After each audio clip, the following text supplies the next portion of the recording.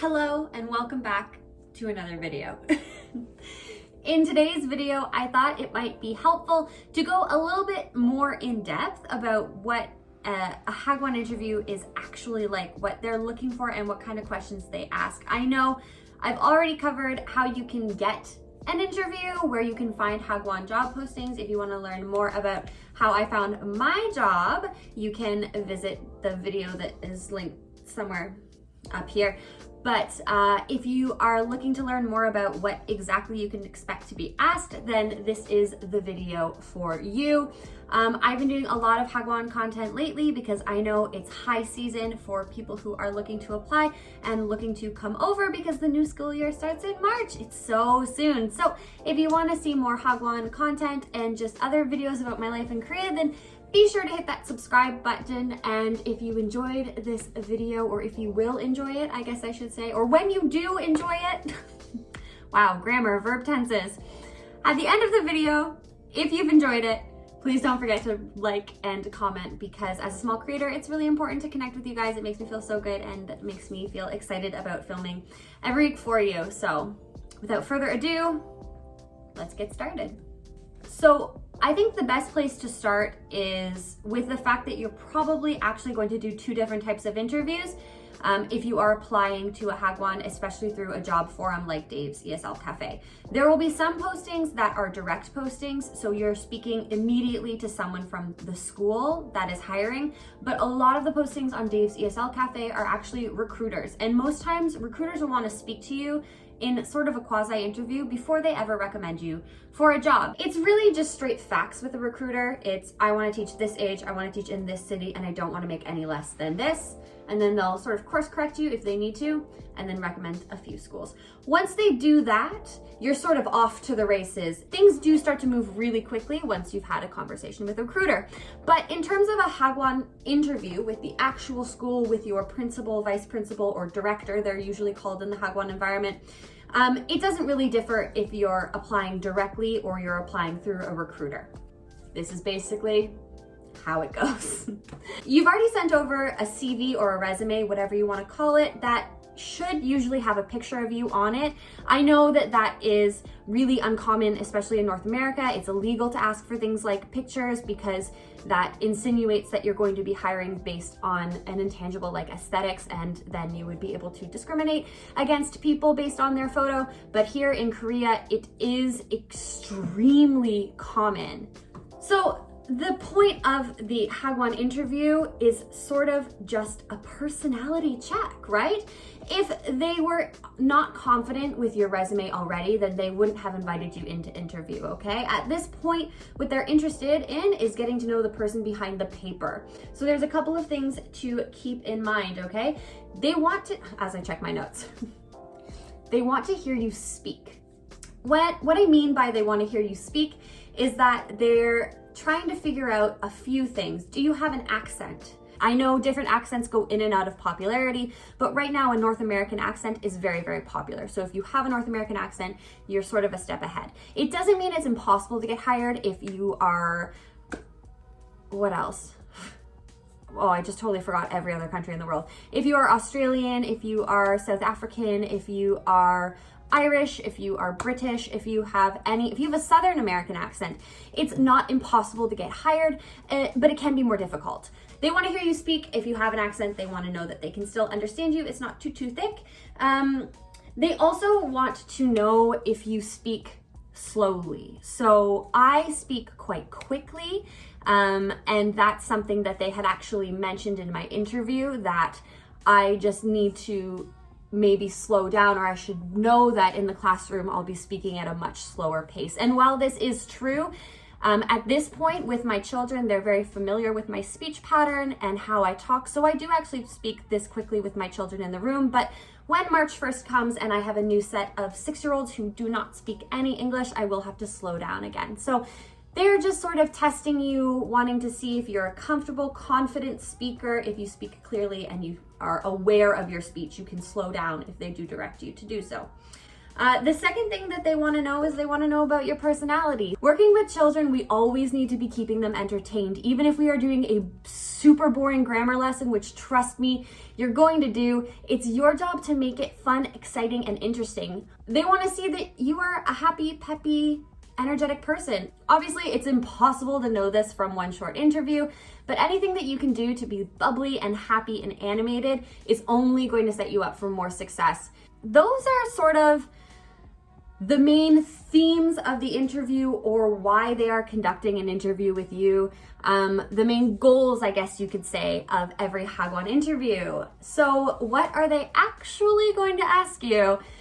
I mean, I don't have all the answers here. I interviewed with 3 or 4 Hagwons, I think. But there were some common questions that always came up. And I also have some tips about, in my opinion, the best way to answer these questions. The first question they're gonna ask you is the same question that every interviewer asks you, which is, tell me a little bit about yourself. For this type of resume, I would suggest having this on your resume already. You can nod to it quickly. You can say, well, as you can see from my resume, I have just graduated from blah, blah, blah. I have decided I wanted to pursue teaching for this reason. You can graze over what you've written already in your about me for your resume, but then you need to move on. You need to tell them something that's not there. I know for me, I started briefly saying that I worked in advertising currently and that I felt motivated to switch my career because I didn't really feel like there was a broader benefit, a bigger benefit to what I was doing. All I was doing was selling the people things that they didn't need, and I was really inspired to start teaching because friends of mine were actually teaching English abroad and they were having such inspiring experiences that I wanted to do it for myself, and I felt that teaching was a great way to give back to whatever community I was teaching in. So I took what was written in my about me about the job I was currently doing, and I took it bigger than that, and I made it about why I wanted to teach. I started sort of leading the conversation down to this bigger idea and focusing them back on the job itself, moving it away from me onto the job, but not avoiding the question altogether, just sort of keeping the ball rolling. Which brings me to the next question. If you don't talk about why you want to teach in your tell me about yourself, they're going to ask you. So every Hagwon will ask you, if you are not currently a teacher, they're going to ask you, why do you want to start teaching? And that was really my answer. My answer was that I was doing a job that didn't feel rewarding. It felt like I was grinding every day. I didn't use this language, I used much more simplified language, but I essentially said that I wanted to do more. I felt like educators are people that really impact lives of children, and I wanted the chance to do that. I wanted to feel like my job was more than just getting a paycheck. The next question is going to ask, why Korea, right? You've told them that you want to be an ESL teacher for whatever your reason is, but now they need to know why you picked Korea, okay? The best answer here is not going to be K-pop. The answer that I had for this was a half-truth. I do really like K-pop, so it definitely put Korea up the list for me, but at the end of the day, Korea was not the only place I was looking at, and that's what I told them. I said that I knew I wanted to teach ESL, but I didn't know where, and so I started to do some exploring. I started sort of dipping a toe in all these different countries' cultures, and the one that I felt was most comfortable for me, the one that I sort of got along with the best, was Korea. And I told them, I said, you know, I really enjoy the music. I really enjoy the film. I really like Korean food. I think it's delicious. And so for me, I just thought about where I was going to be most comfortable if I wasn't at home out of the countries I had to choose from. And Korea felt like the most comfortable for me and also the most exciting, and like I was going to have the best time if I was in Korea. So that's why I'm applying in Korea. It was a pretty clear-cut answer, even if it was a half lie, because I basically came here for K-pop. It's fine. They're also going to ask you about your experience with children. My only experience was ever babysitting, and I was honest with them. I said, you know, I don't spend a lot of time with children. I babysit for coworkers. I really enjoy it. I think kids are so much fun. And I said, but that's really all I have. But I'm very excited to work with children. And then you flip it and you keep going. So even if you're someone who doesn't have any experience with children, you can talk about cousins or nieces and nephews that you have and the time that you enjoy spending with them. It's sort of just a table stakes question that they have to ask. I don't really think if you have no experience, they're gonna void you altogether, because there are plenty of people that have a job teaching English here who have never worked with children before. So I wouldn't worry too much about this question.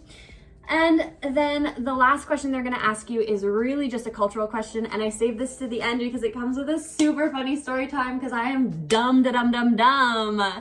So the last question they asked me in my interview is they asked me if I drank or smoke. So this is the same question that they ask in EPIC.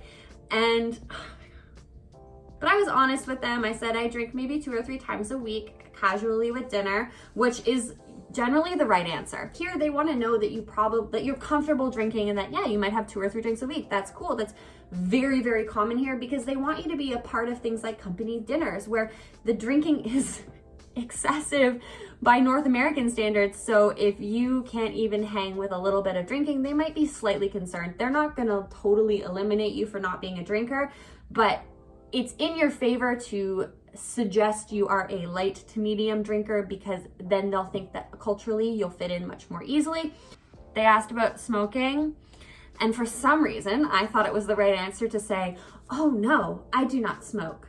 I think that is disgusting. Yes, and that was the wrong answer. I mean, it was fine, they laughed, but immediately after they told me they both are smokers. So I backtracked really, really quickly, and I think I said something. I was like, "Oh no, like I just don't want to do that to my. I just unhealthy," and I think I just panicked. But apparently they thought it was quite funny, so I still got my job. But I guess really that's it for all the questions. The only thing that happens after those questions, which are really not a lot, is that they talk so much about themselves. So much of the interview is just the school blabbing about itself. You can ask them questions, and you should. Don't forget to always ask questions at the end of your interview. The question I ask that really wowed them is the question that I actually took from my corporate background. So when I used to interview for jobs in advertising, I would always ask, what does success in this position look like to you? And then when you follow that question with whatever their answer is, you always ask, is there anything about me that concerns you in terms of my ability to do this job? Because then they'll tell you exactly what they're worried about, and you can squash whatever their concern is about your ability to do the job. So those are 2 fantastic questions to end with. And the way that I did this for my school, I tweaked it a little bit. I just asked if you could describe the perfect teacher at your academy, how would you describe that person? And then the second question I asked was exactly the same. I said, is there anything about my qualifications, about my resume that worry you, about my ability to do this job? Look at that. Another Hagwon video done and dusted. If you enjoyed this video, if you found it helpful, I sincerely hope it helped quell some nerves. If that's the case, please don't forget to like, comment, and subscribe. Until next time, it's all from me. So bye-bye.